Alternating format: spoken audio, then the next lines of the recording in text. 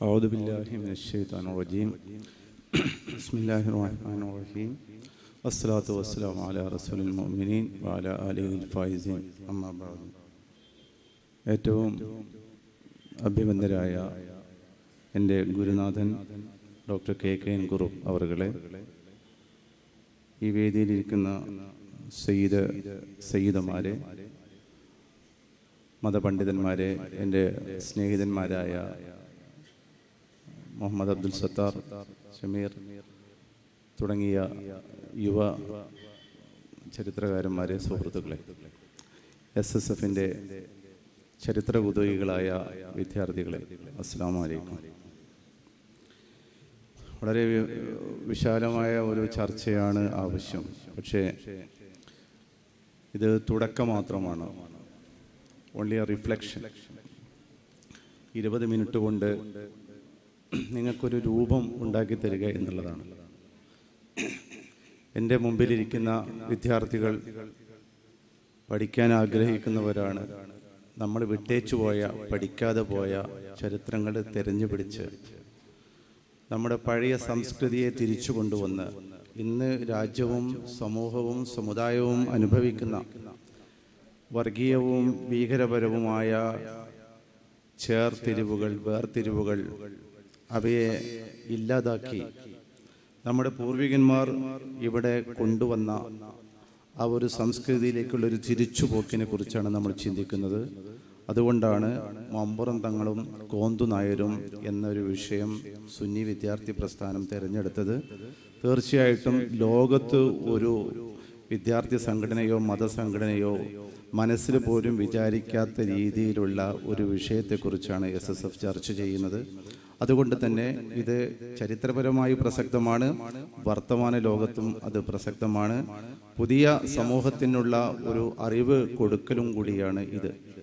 അപ്പോൾ ആ നിലക്ക് നമ്മുടെ മുമ്പിലുള്ള നമ്മുടെ പ്രതിപുരുഷൻ എന്ന് പറയുന്നത്, നമ്മുടെ പൂർവികനിലെ പ്രതിപുരുഷൻ എന്ന് പറയുന്നത്, അത് മമ്പുറം സയ്യിദ് അലവി തങ്ങളാണ്. മമ്പുറം സയ്യിദ് അലവി തങ്ങളുടെ ജീവിതത്തിലേക്ക് നോക്കുമ്പോൾ നമുക്കൊരു പക്ഷേ ഖുർആനിലേക്കോ ഹദീസിലേക്കോ മറ്റൊന്നും നോക്കേണ്ട അനിവാര്യതയൊന്നും ഉണ്ടായിക്കൊള്ളണമെന്നില്ല. കാരണം ഏറ്റവും അടുത്ത് നമ്മുടെ ഒരു ചിത്രം അല്ലെങ്കിൽ നമുക്കൊരു മോഡലായിട്ടുള്ളത് മമ്പുറം തങ്ങളാണ്. അപ്പോൾ അതുകൊണ്ട് തന്നെ അദ്ദേഹത്തിൻ്റെ പ്രവർത്തന മാതൃകകൾ കേരളക്കരയെ സംബന്ധിച്ചിടത്തോളം കേരളത്തിൻ്റെ പ്രകൃതിയെയും കേരളത്തിൻ്റെ ജീവിത രീതിയെയും കേരളത്തിൻ്റെ സ്റ്റൈലും ഉൾക്കൊണ്ടുകൊണ്ട് എങ്ങനെയാണ് കേരളീയമായ ഇസ്ലാമികതയെ ഇവിടെ പ്രതിഷ്ഠിക്കുക എന്നതിനെക്കുറിച്ചുള്ള ഒരു വിചിന്തനത്തിൻ്റെ ജീവിത ചിത്രമാണ് യഥാർത്ഥത്തിൽ മമ്പുറം തങ്ങൾ എന്ന് പറയുന്നത്. അത് ചില വിചാരിക്കുന്നത് പോലെ കേവലം ഒരു പോരാട്ടമോ ഒരു അധിനിവേശ വിരുദ്ധമോ അങ്ങനെ ഏതെങ്കിലും ഒരു തലത്തിലേക്ക് നമ്മൾ കൂട്ടിയിട്ട് കഴിഞ്ഞാൽ മമ്പുറം തങ്ങൾ പലപ്പോഴും മമ്പുറം തങ്ങളല്ലാതാവും. അതുകൊണ്ടാണ് സുന്നി സ്റ്റുഡൻസ് ഫെഡറേഷൻ ഇങ്ങനെ മമ്പുറം തങ്ങളുടെ മാക്സിമം കിട്ടാവുന്നത്ര ഒരു തലത്തിലേക്ക് മമ്പുറം തങ്ങളുടെ ജീവിത ചിത്രത്തെ വ്യാപരിപ്പിക്കുന്നത്. അതിൻ്റെ ഭാഗമാണ് നമ്മുടെ നേരത്തെ സാദിഖ് സഖാഫി ഇവിടെ തുടങ്ങി വെച്ച ഡയസ്പോറിക് കമ്മ്യൂണിറ്റി എന്ന നമ്മുടെ മുസ്ലിം സമൂഹത്തിൻ്റെ, പ്രത്യേകിച്ചും കേരളീയ സമൂഹത്തിൻ്റെ പ്രയാണത്തെക്കുറിച്ചുള്ള ഒരു തുടങ്ങിവെക്കൽ. നമ്മൾ സഞ്ചാരപ്രിയരാണ്. കേരളക്കാർ ഒരിക്കലും കേരളത്തിൽ മാത്രം ഒതുങ്ങുന്ന ആളുകളല്ല. കേരളക്കാരെ അല്ലെങ്കിൽ മലബാറുകാരെ ലോകത്ത് എവിടെ വെച്ചും കാണാൻ കഴിയും എന്നതിൻ്റെ ഉദാഹരണമാണ്. പറയുന്നത് ശരിയല്ല എങ്കിലും പണ്ട് ടെൻസിങ് ഹിലാരിയും രണ്ടുപേരും കൂടി എവറസ്റ്റിലേക്ക് പോയപ്പോൾ ദാഹിച്ചു വലഞ്ഞപ്പോൾ ചായ കുടിക്കണമെന്ന് ഉദ്ദേശിച്ച് അവർ അങ്ങനെ പരതിയപ്പോൾ അവിടെ നമ്മുടെ മലബാറിലെ ഏതേ ഒരു മാപ്പിളയുടെ ചായമക്കാനി കണ്ടുവെന്നും നല്ല ഒരു ചുക്ക് കാപ്പി കുടിച്ചുവെന്നും ഒക്കെ നമ്മൾ പറഞ്ഞു വരുന്നു. അങ്ങനെ നമ്മളുടെ വാമൊഴികളും അതിൽ യാഥാർത്ഥ്യമില്ല എങ്കിലും ഉണ്ട് എങ്കിലും ഒരു സാഹചര്യത്തിലേക്ക് അത് വിരൽ ചൂണ്ടുന്നു എന്നതിൻ്റെ ഒരു നിദർശനമാണ് ഇത്തരം ഉദാഹരണങ്ങൾ. അതുകൊണ്ടാണ് മമ്പുറം തങ്ങളും കോന്തുനായരും മങ്ങാട്ടച്ചനും കുഞ്ഞായൻ മുസ്ലിയാരും അങ്ങനെ ഒരുപാട് പ്രതിഭകൾ നമുക്കുണ്ടാകുന്നു. പക്ഷെ ഈ പ്രതിഭകളെ സൃഷ്ടിച്ചെടുത്ത ഒരു മണ്ണാണ് കേരളത്തിൻ്റെ മണ്ണ്. ഇത് ഫലപുഷ്ടമാണ്. അതോടൊപ്പം തന്നെ ഇത് ഇസ്ലാം മതത്തെ സംബന്ധിച്ചിടത്തോളം ഏറ്റവും ഫലപുഷ്ടി നൽകിയ മണ്ണുമാണ്. ഇവിടെയുള്ള ജാതി മതാന്ധതകൾക്കിടയിൽ വെച്ച് സാമൂഹിക പരിഷ്കരണത്തിന് വേണ്ടി ഒരു പക്ഷേ അള്ളാഹുവിനാൽ നിയോഗിക്കപ്പെട്ടവരായിരിക്കാം ഈ സാദാത്യങ്ങൾ എന്ന് പറയുന്നത്. ഒരു പക്ഷേ സാദാത്യങ്ങൾക്ക് അവരുടെ ആ വലിയ ചിത്രം തന്നെ അവർ മറന്നുപോയിരിക്കാം. തങ്ങൾ മുസ്ലിങ്ങൾക്ക് വേണ്ടി മാത്രം അയക്കപ്പെട്ടവരല്ല, മറിച്ച് സമൂഹത്തിന് വേണ്ടി അള്ളാഹു നിയോഗിച്ചവരാണ് എന്ന ഒരു ബോധത്തിലേക്ക് സയ്യിദുമാർ മടങ്ങുമ്പോൾ തീർച്ചയായിട്ടും അവരുടെ ജീവിത മണ്ഡലം കേവലം മുസ്ലിം സമൂഹത്തെ ഉദ്ധരിക്കുക എന്നതിനപ്പുറം സാമൂഹികമായ ഉദ്ധാരണമാണ് ലക്ഷ്യം എന്ന് അവർക്ക് ബോധ്യപ്പെടും. അതുകൊണ്ട് മനുഷ്യരുടെ ഇടയിൽ അവരെ പോലെ സംസാരിക്കുക, അവരുടെ ഭാഷ ഉൾക്കൊള്ളുക, അവരുടെ വസ്ത്രധാരണ രീതി, അവരുടെ ഭക്ഷണമൊക്കെ ഉൾക്കൊള്ളുക എന്ന രീതിയിലാണ് സയ്യിദുമാർ ഇവിടെ ജീവിച്ചു വന്നത്. കാരണം അവർക്ക് അറേബ്യയിൽ നിന്ന് വന്നവരെങ്കിലും അവർ ഒരിക്കലും അറബികളുടെ രീതികളല്ല സ്വീകരിച്ചത്. പേര് പോലും അവർ മാറി. അതുപോലെ നമ്മൾ സയ്യിദ് എന്ന് പറയുന്ന പേര് പോലും ഒരു പക്ഷെ സാധാരണക്കാർക്ക് അറിയാമായിരിക്കില്ല. അവർ വിളിക്കുക തങ്ങൾ എന്നാണ്. തങ്ങൾ എന്നത് കേരളീയ നാമമാണ്. അപ്പോൾ ഈ തങ്ങന്മാർ അതിൽ തന്നെ ഒരുപാട് പേരുകൾ, നല്ല പോയ, പൂക്കോയ, അങ്ങനെ മുല്ല ബീവി, നല്ല ബീവി എന്നുള്ള നല്ല നല്ല പേരുകൾ, അത് അറബിൻ്റെ മോശം കൊണ്ടല്ല, അറബി ഭാഷയുടെ മോശം കൊണ്ടല്ല അവരത് സ്വീകരിച്ചത്, മറിച്ച് കേരളീയതോടുള്ള അല്ലെങ്കിൽ നമ്മുടെ ഈ മലബാറിനോടുള്ള അവരുടെ സ്നേഹം കൊണ്ടാണ്.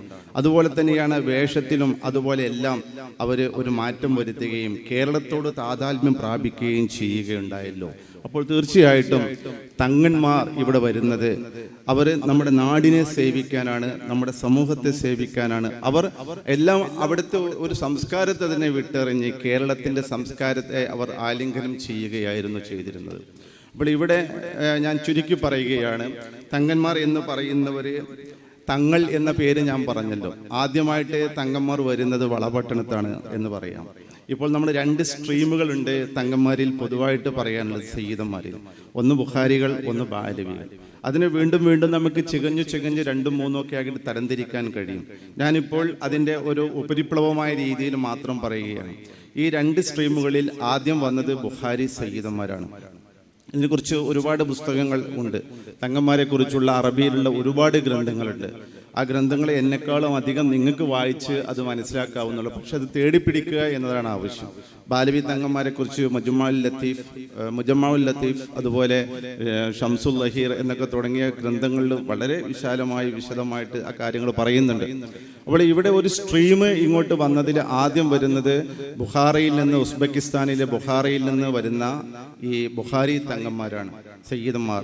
അവർ ഏകദേശം ഒരു 16-ാം നൂറ്റാണ്ടിൻ്റെ മധ്യത്തിൽ ഒരു 1540-50കളിലാണ്. എനിക്ക് കൃത്യമായിട്ട് ഞാൻ എഴുതി വെച്ചിട്ടുണ്ട്, പക്ഷെ അത് എനിക്ക് ഇവിടെ ഇപ്പം കിട്ടുന്നില്ല. ആ സമയത്താണ് അവർ കണ്ണൂരിലെത്തുന്നത്. കണ്ണൂരിൽ നമുക്കറിയാം അവിടെ തങ്ങന്മാർ എന്ന് പറയുന്ന വിഭാഗം ഈ തങ്ങന്മാർ എത്തുന്നതിന് മുമ്പ് തന്നെയുണ്ട്. ഏറ്റവും സ്നേഹിക്കപ്പെടുന്ന, ആദരിക്കപ്പെടുന്ന അതിലെ നായർ കുടുംബങ്ങളെ അവർ തങ്ങന്മാർ എന്നാണ് പറയുക. അപ്പോൾ അതുകൊണ്ട് തന്നെ വളപട്ടണത്ത് ജലാലുദ്ദീൻ തങ്ങൾ എത്തിയപ്പോൾ, സയ്യിദ് ജലാലുദ്ദീൻ അവർ എത്തിയപ്പോൾ അവരും ആ ജനങ്ങൾ അദ്ദേഹത്തെയും തങ്ങൾ എന്ന് വിളിച്ചു. കാരണം ബഹുമാനിക്കാനുള്ള ഏറ്റവും നല്ല പേര് തങ്ങൾ എന്ന് തന്നെയാണ്. അല്ലെങ്കിൽ തമ്പ്രാൻ എന്ന് വിളിക്കും. പടച്ചവനെ പോലും തമ്പ്രാനെ എന്നാണ് വിളിക്കുന്നത്. അതൊക്കെ ഇവിടുത്തെ ഒരു ശൈലിയുടെ ഭാഗമാണ്. അപ്പോൾ അവർ തമ്പ്രാൻ എന്നോ തങ്ങളോ എന്ന് വിളിച്ചു വന്നു. അങ്ങനെ കണ്ണൂരിൽ നിന്നാണ് ശരിക്കും ഈ തങ്ങന്മാർ എന്ന ആ പേര് കേരളത്തിൻ്റെ മറ്റു ഭാഗങ്ങളിലേക്ക് സയ്യിദന്മാർക്ക് കിട്ടുന്നത്. അപ്പോൾ ഇന്നും തങ്ങന്മാരായ അങ്ങനെയുള്ള നായന്മാരായ കുടുംബങ്ങളിൽ അവിടെ നിൽക്കുന്നുണ്ട്. ഒരു വൈജാത്യമോ ഒരു പ്രശ്നമോ അവിടെ ആർക്കും ഉണ്ടായിട്ടില്ല. ഈ തങ്ങന്മാർ വരുമ്പോൾ അവരെ സ്വീകരിക്കാനുള്ളത് ഒരിക്കലും മുസ്ലിങ്ങളും അല്ല, മറിച്ച് അവിടെയുള്ള ഹിന്ദുക്കളാണ്. ആ ഹിന്ദുക്കളിൽ പ്രത്യേകിച്ചും താണ വിഭാഗക്കാരായ ആളുകൾ, അവർക്കൊരു ആശ്രയമില്ല. ഉന്നത വർഗക്കാരായ ആളുകൾക്ക്, ക്ഷത്രിയന്മാർക്കും വൈശ്യന്മാർക്കും ഒക്കെ എന്തുണ്ട്, അവർക്ക് ഒരു മേലധികാരിയായി അവിടുത്തെ സവർണ തമ്പുരാക്കന്മാരായ ബ്രാഹ്മണന്മാരുണ്ട്. ആ ബ്രാഹ്മണന്മാരുമായിട്ട് അന്നത്തെ ബ്രാഹ്മണരുടെ മതം എന്ന് പറഞ്ഞാൽ അതിൽ വരുന്നത് ക്ഷത്രിയന്മാരും വൈശ്യന്മാരും മാത്രമാണ്. ബാക്കിയുള്ള ആളുകൾക്ക് ആരുമില്ല. അവർ മതമല്ല, അവർ ഇവിടുത്തെ നാടോടികളായ ജനങ്ങൾ. അവര് ഇവിടെയുള്ള ബ്രാഹ്മണ മേധാവിത്വത്തിൻ്റെ നിയമങ്ങൾക്ക് മുമ്പിൽ, ജാതി നിയമങ്ങൾക്ക് മുമ്പിൽ ഒന്നുമില്ലാതെ, സ്വാതന്ത്ര്യമില്ലാതെ, രക്ഷകരില്ലാതെ നിൽക്കുന്ന ആളുകൾ.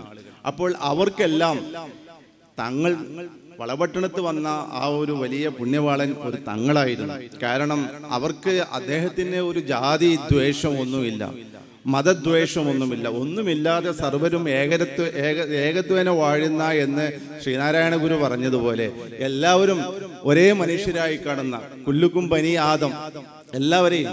പിന്നെന്താണ്, വളരെ വ്യക്തമായി നേരത്തെ നമ്മളെ പ്രസംഗകൻ പറഞ്ഞതുപോലെ തന്നെ അള്ളാഹു മനുഷ്യകുലത്തെ മുഴുവനും ബഹുമാനിച്ചിരിക്കുന്നു എന്നത് വലഖദ് കറംനാ ബനി ആദം, എല്ലാ മനുഷ്യരെയും ബഹുമാനിച്ചിരിക്കുന്നു എന്ന് പറഞ്ഞതുപോലെയാണ് അവിടെ വന്ന ഈ തങ്ങന്മാർക്ക് ഈ ജാതി എന്താണെന്നോ തൊട്ടുകൂടാത്ത പ്രശ്നമുണ്ടെന്നോ തൊട്ടുകൂടായ്മയുണ്ടെന്നോ തീണ്ടിക്കൂടായ്മയുണ്ടെന്നോ അങ്ങനെ നിയമമായ ഒന്നും അറിയില്ല, പുലയുണ്ടെന്ന് അവർക്കറിയില്ല. അവരെല്ലാ മനുഷ്യരും ഒരുപോലെ കണ്ടു. രണ്ട് കാലും അതുപോലെ മനുഷ്യരുടെ രൂപമുള്ള എല്ലാവരെയും അവർ മനുഷ്യരായി കണ്ടു. അതുകൊണ്ട് ഈ തങ്ങന്മാർക്ക് കൂടുതൽ സ്വാധീനം നേടാൻ തുടങ്ങി. അതോടൊപ്പം തന്നെ കൂടുതൽ ആളുകൾ ഈ മലബാറിലേക്ക് വരാൻ തുടങ്ങി. ഇത് ദൈവനിയോഗമായിരിക്കാം മലബാറിലേക്ക് ഇങ്ങനെ ഇഷ്ടം പോലെ തങ്ങന്മാർ വരണമെന്ന്. എന്നാൽ അതിനപ്പുറത്തേക്ക് പല ഭാഗത്തും ഗുജറാത്തിൽ വന്നിട്ടുണ്ട്, കച്ചിൽ വന്നിട്ടുണ്ട്, സിന്ധുവിൽ വന്നിട്ടുണ്ട്. പക്ഷെ അതിൽ നിന്നൊക്കെ വ്യത്യസ്തമായി അവരൊക്കെ പിന്നീട് ഇങ്ങോട്ട് ഒരു ഇൻഫ്ലക്സ്, ഒരു കൂട്ടപലായനം, സഞ്ചാരം ഉണ്ടാകുന്നത് നമ്മുടെ മലബാറിലേക്കാണ്. അതിന് ഈ അറബി വ്യാപാരം തന്നെയായിരിക്കും പ്രധാനപ്പെട്ട ഒരു കാരണം. ഈ ബുഖാരി എന്ന് പറയുന്ന വിഭാഗത്തിൽ പെടുന്ന തങ്ങന്മാർ ഒരിക്കലും ഒരു വ്യാപാരികളോ ആയിരുന്നില്ല, ഒന്നും ആയിരുന്നില്ല. അവർ മുഖ്യമായും അവരുടെ ലക്ഷ്യം ഈ ഒരു ജനങ്ങൾക്കിടയിൽ അവരുടെ പ്രശ്നങ്ങൾ പരിഹരിച്ചു കൊടുക്കുക, അവരുമായി ഇടപഴകുക, അവർക്ക് സംരക്ഷകരായി മാറുക എന്നുള്ളതായിരുന്നു. അത് ഇസ്ലാമിന്റെ അർത്ഥത്തിൽ അത് യഥാർത്ഥത്തിലുള്ള മതപ്രബോധനമാണ്. ആ പ്രബോധനം എന്ന് പറയുന്നത് ഒരു വിഭാഗത്തിന് മാത്രമുള്ളതല്ല, മറിച്ച് എല്ലാ മനുഷ്യർക്കും കൂടി ഉള്ളതാണ്. അതുകൊണ്ട് ബ്രാഹ്മണനും അവരെ ബഹുമാനിച്ചു, നായന്മാരും ബഹുമാനിച്ചു, സാധാരണക്കാരും ബഹുമാനിച്ചു, എല്ലാവരും ബഹുമാനിച്ചു, രാജാവും ബഹുമാനിച്ചു. കോലത്തിരി രാജാവ് എല്ലാവിധ സർവ്വ സഹായങ്ങളും നൽകിക്കൊണ്ട് താമസിക്കാനുള്ള സൗകര്യവും കൊടുത്തുകൊണ്ടാണ് ഈ വളപട്ടണത്ത് വന്ന തങ്ങന്മാരെ സ്വീകരിക്കുന്നത്. അപ്പോൾ അത് ആ ഒരു വിഭാഗം അവരാണ് ഇന്നും അന്നും യഥാർത്ഥത്തിൽ ഇവിടെ മതപ്രബോധനത്തിൽ കാര്യമായി ശ്രദ്ധ വയ്ക്കുന്ന ഒരു വിഭാഗം.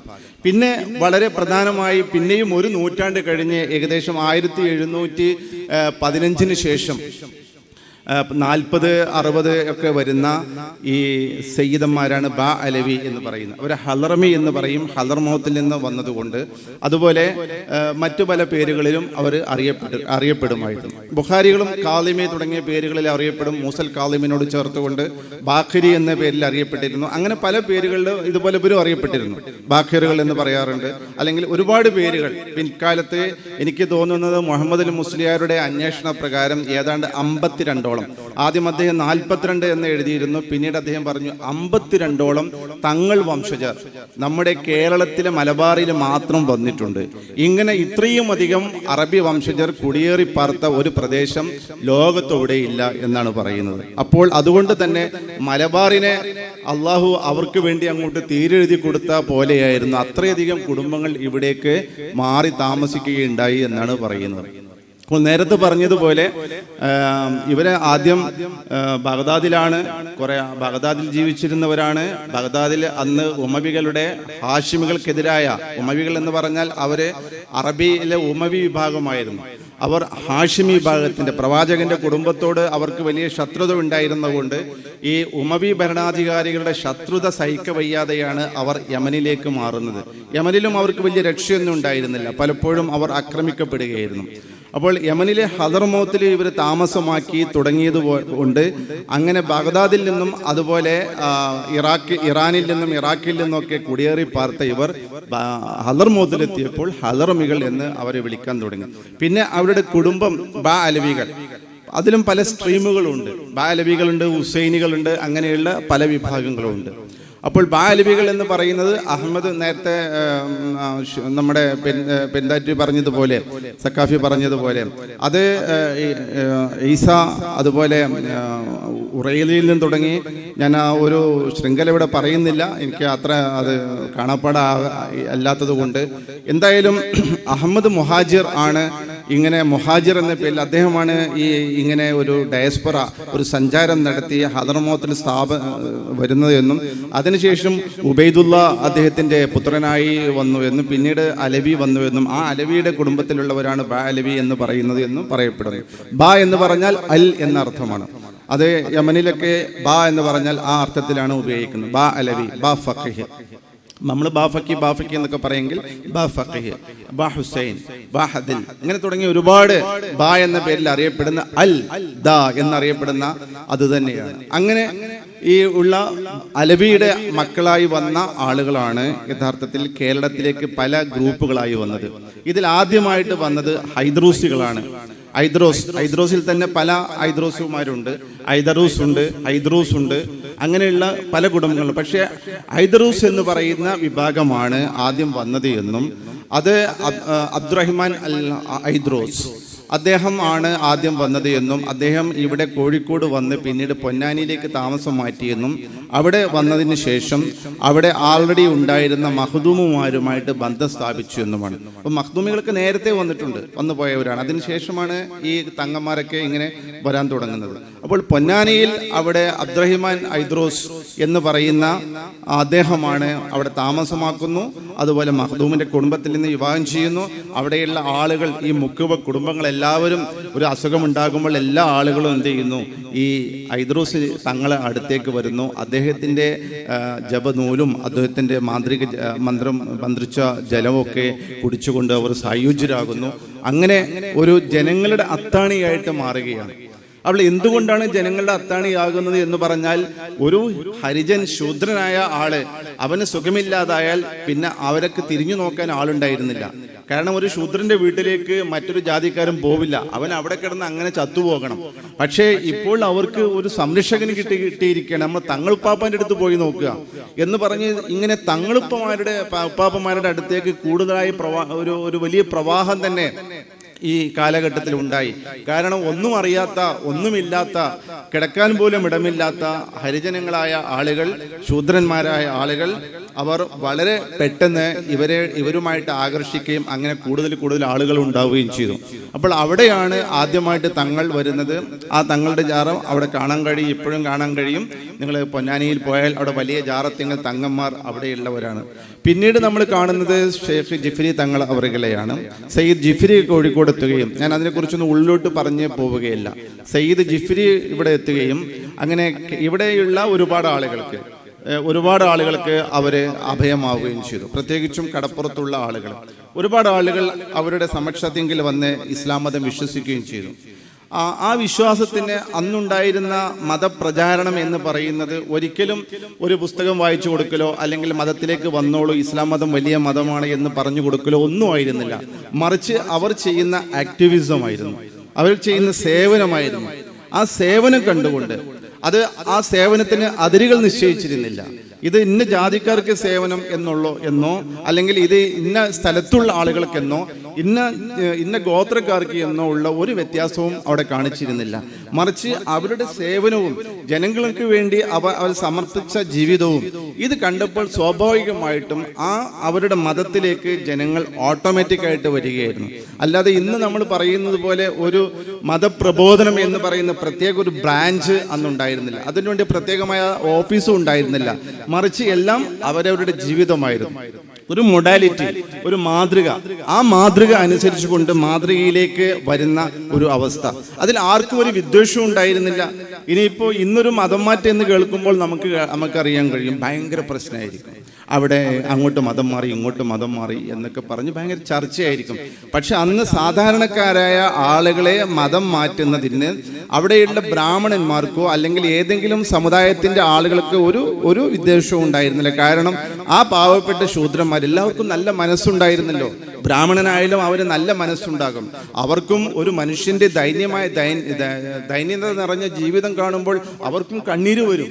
അപ്പോൾ സ്വാഭാവികമായിട്ടും തങ്ങളുടെ മതത്തിൽ ഈ പാവപ്പെട്ട ശൂദ്രന്മാർക്ക് അവർക്ക് രക്ഷ കൊടുക്കാൻ ഒരു വകുപ്പും ഇല്ല, അവരെ തൊടാൻ തന്നെ പാടില്ല എന്നാണ് തങ്ങളുടെ മതത്തിലെ നിയമം. അതുകൊണ്ട് അവരെ മറ്റു മതങ്ങളിലേക്ക് കൊണ്ടുപോകുന്നതിനോ മറ്റു മതങ്ങളിൽ അവർ ചേക്കേറുന്നതിനോ ഒരു പ്രശ്നവും ഉണ്ടായിരുന്നില്ല. അതുകൊണ്ടാണ് ഒരു ചെറുമൻ എത്രയോ ദൂരം വഴി തെറ്റി നിൽക്കേണ്ട ചെറുമൻ പോയി തൊപ്പിയിട്ടാൽ, എവിടെയോ എത്രയോ ദൂരം നിൽക്കേണ്ട ചെറുമൻ പോയി തൊപ്പിയിട്ടാൽ ഉടനെ നമ്പൂതിരിമാരൊക്കെ എന്ത് ചെയ്യും, ഇവിടെ ഇരുന്നോ അടുത്തിരുന്നോ എന്ന് പറഞ്ഞ് അവനെ കൂടെ ഇരുത്തും. കാരണം എന്താണ്, നമ്മുടെ സ്വന്തം മതത്തിൽ അവരെ നന്നാക്കാൻ ഒരു മാർഗമില്ല. അപ്പോൾ ഇസ്ലാമികളായ ആളുകൾ അവരെ നന്നാക്കി കൊണ്ടുവന്ന നമ്മൾ എന്തിനാ പിന്നെ പഴയ ജാതി ചിന്ത പുലർത്തുന്നത് എന്നാണ് ബ്രിട്ടീഷുകാർ വരുന്നത് വരെ അവരുടെ മനസ്സിലുണ്ടായിരുന്നത്. അതുകൊണ്ട് തന്നെയാണ് നമുക്ക് അന്ന് ജാതി ചിന്ത തെറ്റാണെന്നോ അതിനെ എതിർക്കാനോ ഒന്നും ഒരു മതപ്രബോധകനും പോയിട്ടില്ല. ഇങ്ങോട്ട് വരുമ്പോൾ അവരെ സ്വീകരിക്കും. അങ്ങനെയുള്ള ഒരു കേരളീയമായ പശ്ചാത്തലത്തിലാണ് ഇവിടെ പ്രബോധനം നടക്കുന്നത്. അതിന് നേതൃത്വം കൊടുത്തത് ഈ തങ്ങന്മാരായിരുന്നു. അതുപോലെ തന്നെ നേരത്തെ പറഞ്ഞതുപോലെ തങ്ങന്മാർ ആദ്യമൊക്കെ വന്നപ്പോൾ കോസ്റ്റൽ ബെൽറ്റിൽ മാത്രമാണ് അവരുണ്ടായിരുന്നത്. കോസ്റ്റൽ ബെൽറ്റ് എന്ന് പറയുമ്പോൾ തീരപ്രദേശങ്ങളിൽ മാത്രം. എന്നാൽ പിന്നീട് തങ്ങന്മാരെ ഉള്ളിലോട്ട് പോകാൻ തുടങ്ങി. നമുക്കറിയാം, മമ്പുറം തങ്ങൾ വരുന്നത് കോഴിക്കോടാണെങ്കിലും അവിടുന്ന് ഇങ്ങോട്ട് തിരൂരങ്ങാടിയിലേക്കാണ് താമസം മാറ്റുന്നത്. തിരൂരങ്ങാടി ഒരു ചെറിയ മലഞ്ചരക്ക് വ്യാപാരത്തിന്റെ കേന്ദ്രം കൂടിയായിരുന്നു. 4 ഭാഗത്തു നിന്നും മലഞ്ചരക്ക്, കുരുമുളക്, ഇഞ്ചി, ചുക്ക്, ഏലം തുടങ്ങിയ ഇതൊക്കെ കൊണ്ടുവന്ന് ചാലിയാറിന്റെ ഭാഗത്തു നിന്നും നിലമ്പൂരിന്റെ ഭാഗത്തു നിന്നും തടിയടക്കം അതെല്ലാം കൊണ്ടുവന്ന് അവസാനം ഈ തിരൂരങ്ങാടി മമ്പുറം പുഴയിലൂടെ അത് ഇവിടെ ശേഖരിച്ച് ഇവിടെ നിന്ന് കൊണ്ടുപോകുന്ന ഒരു സ്ഥിതിവിശേഷം ഉണ്ടായിരുന്നു. ചിലപ്പോൾ അത് കോഴിക്കോട്ടേക്ക് കൊണ്ടുപോകും. പക്ഷെ ഇവിടെ അതിന്റെ ഇടക്കച്ചവടക്കാര്, ഒരു ഭാഗത്ത് മുസ്ലിങ്ങൾ ഉണ്ടാകും, ഒരു ഭാഗത്ത് ഇവിടെയുള്ള ഹിന്ദുക്കൾ ഉണ്ടാകും. ഹിന്ദുക്കൾ ഈ മലഞ്ചരക്കുകൾ അവിടെ ശേഖരിച്ചു കൊണ്ടുവരും, അറബികൾ അത് വാങ്ങും. അപ്പൊ അതിന്റെ ഒരു കേന്ദ്രം എന്ന നിലയ്ക്ക് ഇവിടെ ഉള്ളത് കൊണ്ട് കുറെ തങ്ങന്മാർ നേരത്തെ തന്നെ ഈ തിരൂരങ്ങാടിയിലേക്ക് വരാൻ തുടങ്ങിയിരുന്നു. അല്ലാതെ മമ്പുറം തങ്ങളല്ല വരുന്നത്, അല്ലെങ്കിൽ മമ്പുറം തങ്ങളുടെ അമ്മാവനും അല്ല വരുന്നത്. സയ്യിദ് ഹസൻ ജിഫ്രി തങ്ങളാണ് ഇവിടെ ആദ്യം വരുന്നത് ചിലരൊക്കെ പറയാറുണ്ട്. പക്ഷെ അതിന് മുമ്പ് തന്നെ ഇവിടെ തങ്ങന്മാരുണ്ട്, ബാലവികളുമുണ്ട്, അതുപോലെ ബുഖാരി തങ്ങന്മാരുമുണ്ട്. നമുക്കറിയാം, ചാലിയത്ത് നിന്ന് സയ്യിദ് ഫഖറുദ്ദീൻ ബുഖാരി എന്ന് പറയുന്ന ഒരു സയ്യിദ്, ബുഖാരി സയ്യിദായ ആൾ, അവർ ഈ ഒരു മമ്പുറത്ത് താമസമാക്കിയിരുന്നു.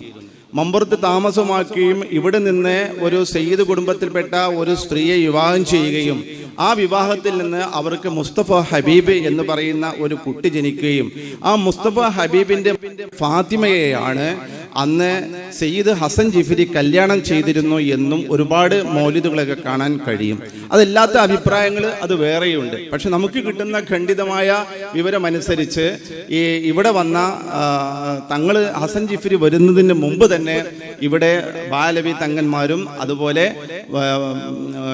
നമ്മുടെ ബുഖാരി തങ്ങന്മാരും ഈ നാട്ടിൽ ഉണ്ടായിരുന്നു. അതുകൊണ്ട് തന്നെ തങ്ങന്മാരുടെ ഒരു വളക്കൂറുള്ള മണ്ണായിരുന്നു തിരൂരങ്ങാടിയും പരിസരവും. അതുപോലെ തന്നെയാണ് പാണക്കാടേക്ക് സയ്യിദ് ഹുസൈൻ തങ്ങൾ, അതുപോലെ വളപട്ടണത്തിൽ നിന്ന് ഇങ്ങോട്ട് കുടിയേറി വന്ന പാണക്കാട് തങ്ങന്മാർ, ശിഹാബ് തങ്ങന്മാർ, അവരുടെ പൂർവികന്മാർ തിരഞ്ഞെടുത്തത് പാണക്കാടാണ്. പാണക്കാട് എന്ന് പറഞ്ഞാൽ വളരെ ഉള്ളോട്ടുള്ള പാണന്മാരുടെ കാടാണ്.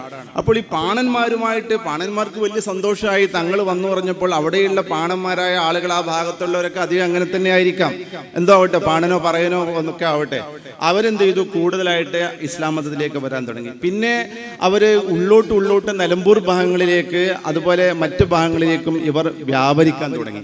അങ്ങനെ തങ്ങന്മാരെ അവർക്കുള്ള അവരുടേതായ വിലായത്തുകൾ ഉണ്ടായിരുന്നു. വിലായത്തുകൾ എന്ന് പറഞ്ഞാൽ അവരുടെ സയ്യിദന്മാര്, അവരുടെ അവരുടെ ഷെയ്ഖുമാർ ബാലവികളായിരുന്നല്ല അവർ, സൂഫി വര്യന്മാരായിരുന്നല്ല അവർ.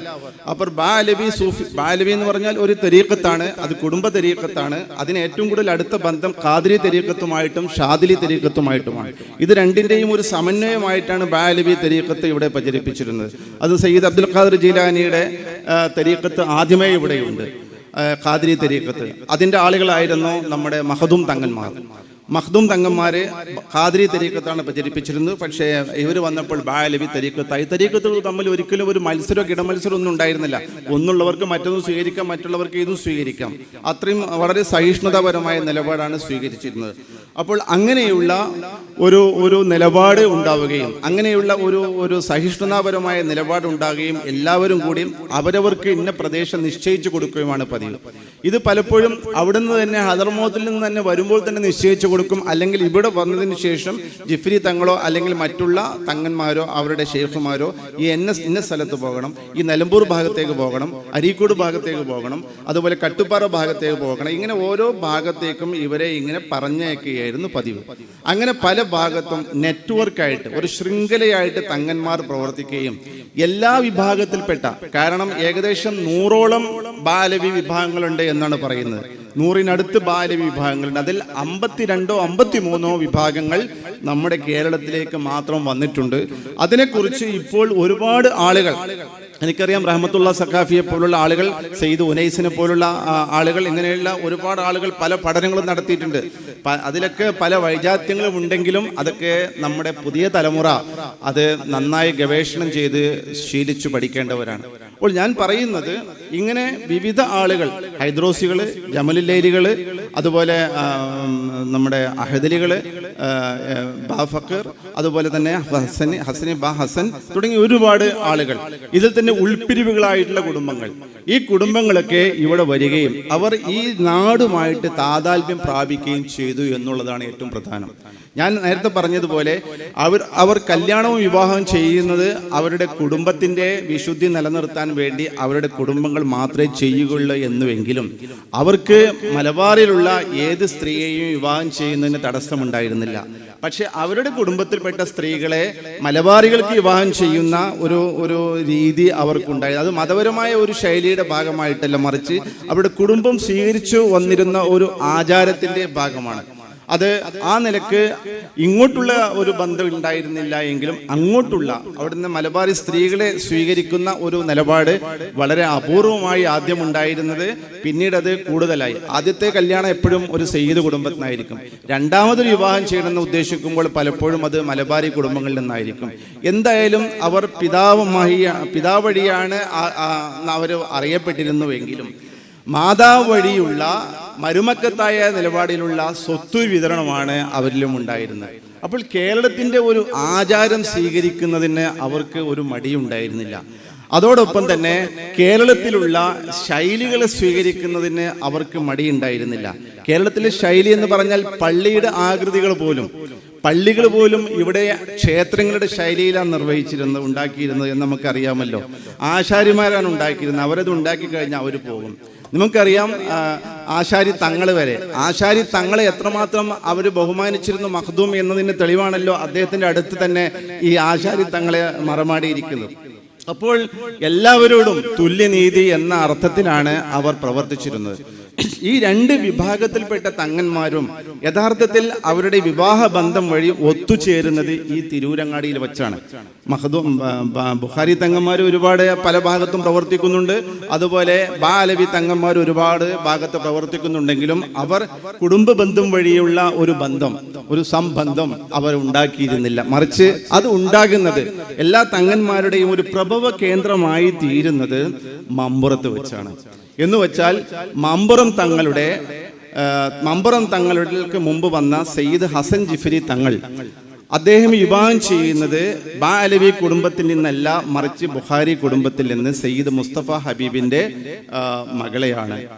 അതുപോലെ സയ്യിദ് മുസ്തഫ ഹബീബിന്റെ കുടുംബം മൊത്തം വളരെയധികം അവരെ ബഹുമാനിക്കുകയും ചെയ്തിരുന്നു മമ്പുറം തങ്ങളാണ് വിവിധ ഭാഗങ്ങളിൽ പള്ളി ഉണ്ടാക്കുകയും ആ പള്ളികൾക്ക് മുഴുവനും സ്ഥലം കണ്ടെത്തുകയും ആ സ്ഥലങ്ങളൊക്കെ അളക്കാനും അതൊക്കെ നിശ്ചയിക്കാനും, ഇത് നാട്ടിലെ മലബാറിന്റെ രീതിയൊന്നും തങ്ങൾക്ക് അറിയില്ലല്ലോ, അങ്ങനെ അതൊക്കെ നിശ്ചയിച്ച് വേണ്ടതൊക്കെ ചെയ്യാൻ വേണ്ടിയിട്ടാണ് കോന്തുനായരെ പോലുള്ള ഒരാളെ അതിന് വേണ്ടി നിശ്ചയിച്ചിരുന്നത്. അപ്പോൾ ഇതൊക്കെ വളരെ വ്യവസ്ഥാപിതമായ രീതിയിൽ നിൽക്കുകയും ഈ ബുഖാരി തങ്ങന്മാരും ബാലവി തങ്ങന്മാരുമുള്ള ബന്ധം മമ്പുറത്ത് വെച്ച് സുദൃഢമാകുകയും ഒരുപാട് പുതിയ പള്ളികളിലേക്കും ബുഖാരി തങ്ങന്മാരെ അയക്കുകയൊക്കെ ചെയ്തത് മമ്പുറം തങ്ങളാണ്. മമ്പുറം തങ്ങൾ മൗലദ് ദവീല എന്ന കുടുംബത്തിൽപ്പെട്ട ആളാണ്. കുറച്ച് ആളുകൾ മാത്രമേ ഉള്ളൂ. ആ കുടുംബത്തിന് മൻഫുറ എന്നും അവരുടെ ഒരു ശാഖ അറിയപ്പെട്ടിരുന്നു എന്നും ഷംസുൽ ലഹീർ എന്ന പുസ്തകത്തിൽ കാണാൻ കഴിയും. അപ്പോൾ മൻഫുറ എന്നറിയപ്പെടുന്നത് ആ രീതിയിൽ നിന്നാകാം ഒരുപക്ഷെ നമ്മുടെ മൻഫുറത്തിന് മമ്പുറമി അല്ലെങ്കിൽ മൻഫുറ എന്ന പേരുണ്ടായത്. അല്ലാതെ ഇനി ഇപ്പോൾ പറയുന്ന നമ്മൾ കണ്ടെത്തിയത് ഉണ്ടാക്കിയതുപോലെ അവിടെ മണ്ണിന്റെ കൂന ഉണ്ടായതിനാണ് മൻഫുറ എന്ന് പറഞ്ഞത് എന്തൊക്കെ പറയാമെങ്കിലും എനിക്ക് തോന്നുന്നത് ചിലപ്പോൾ മൻഫുറ എന്ന ഒരു അപരനാമം കൂടി ആ കുടുംബത്തിനുള്ളത് കൊണ്ടാകാം മൻപുറമി എന്ന പേര് വന്നത് എന്നൊരു അഭിപ്രായം കൂടി ഒന്ന് ചേർത്ത് വെച്ചു കൊള്ളുന്നതിനൊരു കുഴപ്പമില്ല. കാരണം അഭിപ്രായങ്ങളാണ് പലപ്പോഴും പുതിയ പഠനങ്ങളിലേക്ക് തെളിയിക്കുന്നത്. അപ്പോൾ ആ നിലക്ക് ഈ തിരൂരങ്ങാടിയിൽ വെച്ച് ഇങ്ങനെയുള്ള ഒരു ബന്ധമുണ്ടാവുകയും എല്ലാ തങ്ങന്മാരുടെയും പ്രഭവ കേന്ദ്രമായി ഈ മമ്പുറം മാറുകയും ചെയ്തതോടെ കോഴിക്കോട്ടിനും മറ്റുള്ള ഭാഗങ്ങൾക്കുമൊക്കെ അവരുടെ പ്രാധാന്യം കുറയും, മമ്പുറത്തേക്ക് ജനങ്ങൾ പ്രവഹിക്കാൻ തുടങ്ങുകയും ചെയ്തു. കാരണം ഒന്നുകൂടിയുണ്ട്, കാരണം ഇവിടെയുള്ള എല്ലാവർക്കും സംരക്ഷണം നൽകുന്നതിൻ്റെ പേരിൽ ഇവിടെയുള്ള യുദ്ധങ്ങളിലും സമാധാനത്തിലും യുദ്ധത്തിലൊക്കെ ശക്തമായി പങ്കെടുക്കുക കൂടി ചെയ്ത ആളാണ് മമ്പുറം തങ്ങൾ അവറുകൾ. അപ്പോൾ അതുകൊണ്ട് തന്നെ മമ്പുറം തങ്ങൾ എല്ലാവരുടെയും ഒരു ഹീറോ ആയി മാറുകയാണ്. മമ്പുറം തങ്ങൾക്ക് ശേഷം സയ്യിദ് ഫضل തങ്ങൾ, അദ്ദേഹത്തിന്റെ പുത്രൻ, അതിനെക്കുറിച്ചൊക്കെ നല്ലവണ്ണം പഠിച്ച ആളാണ് മുഹമ്മദ് അബ്ദുൽ സത്താർ. അദ്ദേഹം ഒരു പുസ്തകം എഴുതിയിട്ടുണ്ട്, ദ എക്സൈൽ റബൽ എക്സൈൽഡ് എന്ന് പറഞ്ഞിട്ട്. അദ്ദേഹത്തെ ഇവിടുന്ന് പുറത്താക്കുകയാണല്ലോ ചെയ്തത്. അതുകൊണ്ട് ഞാൻ എൻ്റെ വാക്കുകൾ ഉപസംഹരിക്കുകയാണ്. ഇത്ര മാത്രം പറഞ്ഞു എന്നു മാത്രം. നമ്മുടെ ഈ തങ്ങന്മാരെ കുറിച്ച് നിങ്ങളെ വിദ്യാർത്ഥികൾ നന്നായിട്ട് സേവനം ചെയ്യണം, അതിന് ചരിത്രം പഠിക്കണം. അതുപോലെ ചരിത്രം പഠിക്കുക, ഇവിടുത്തെ തെരീഖത്തുകളെ കുറിച്ച് പഠിക്കുക, ഇവിടുത്തെ സൂഫികളെ കുറിച്ച് പഠിക്കുക. എന്നിട്ട് നമ്മുടെ ആ കഴിഞ്ഞ ആ പുണ്യത്തിൻ്റെ സുഹൃതങ്ങളുടെ കാലം തിരിച്ചു കൊണ്ടുവരണം. കാരണം നമ്മുടെ എന്ന് പറഞ്ഞാൽ സമൂഹത്തിൻ്റെ മൊത്തം കാവലാളരായിട്ട് മാറണം. മുസ്ലിം സമുദായത്തിൻ്റെ മാത്രമല്ല, നമ്മുടെ രാജ്യത്തിൻ്റെ, ഈ ജനങ്ങളുടെ, അതുപോലെ നമ്മുടെ ശത്രുക്കളുടെ പോലും എല്ലാവരുടെയും അള്ളാഹുവിനെ പോലെ തന്നെ എല്ലാവർക്കും അനുഗ്രഹം ചെയ്യുന്ന അള്ളാഹു എന്ന് പറഞ്ഞതുപോലെ എല്ലാ മനുഷ്യർക്കും അനുഗ്രഹം ചൊരിയാൻ കഴിയുന്ന, അവരുടെ സംരക്ഷകരാകാൻ കഴിയുന്ന ഈ രാജ്യത്ത് തന്നെ ജനങ്ങളുടെ തന്നെ അതിനനുസരിച്ച് അവരെ നമ്മൾ ഇങ്ങോട്ട് കൊണ്ടുവരിക, നമ്മുടെ സൗഹൃദം പങ്കിടുക. നമ്മുടെ മറ്റ് മതക്കാരോട് അവരോടൊക്കെ നമ്മുടെ സൗഹൃദം അങ്ങോട്ട് കൊടുത്തും അത് ഇങ്ങോട്ട് വാങ്ങിയിട്ടും നമ്മൾ നല്ലൊരു നമ്മുടെ പാരമ്പര്യത്തെ തിരിച്ചു കൊണ്ടുവരണമെന്ന് മാത്രം പറഞ്ഞുകൊണ്ട് എൻ്റെ വാക്കുകൾ ഞാൻ ഉപസംഹരിക്കുന്നു. നന്ദി. അസ്സലാമു അലൈക്കും വറഹ്മത്തുള്ളാഹി.